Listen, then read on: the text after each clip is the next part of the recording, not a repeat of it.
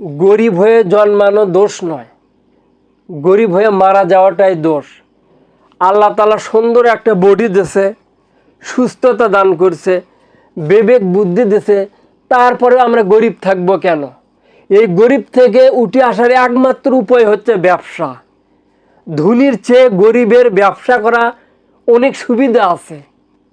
ধনীরা ব্যবসা করলে 50,000 টাকা ঘর ভাড়া দেওয়া লাগে, 5 জন কর্মচারী বেতন দেওয়া লাগে, তারপরে 100 টাকা বিক্রি করলে 10 টাকা তার পকেটে ওঠে।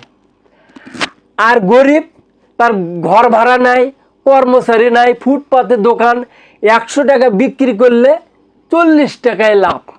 এখন হয়তো আপনি বলবেন, ভাই আমার টাকা নেই, কী দিয়ে ব্যবসা করব। ভাই টাকা লাগে না, ধনী হতে টাকা লাগে, আর ব্যবসা করতে সাহস লাগে। আপনি ফুটপাতে যদি লেবুর শরবত বিক্রি করেন, তাও মাসে আপনার 40-50 হাজার টাকা আসবে। ভাই লজ্জা করছেন? লজ্জা নাই ভাই, গরিব হয়ে বেঁচে থাকাটাই লজ্জা।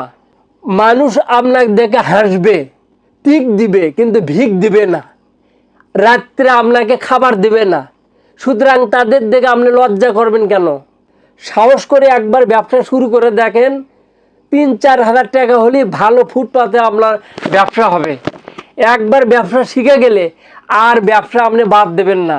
আপনার বাচ্চা কাচ্চাও মানুষের বাড়িতে আর কিসেন দেবে না, ব্যবসা শিখে যাবে ইনশাআল্লাহ।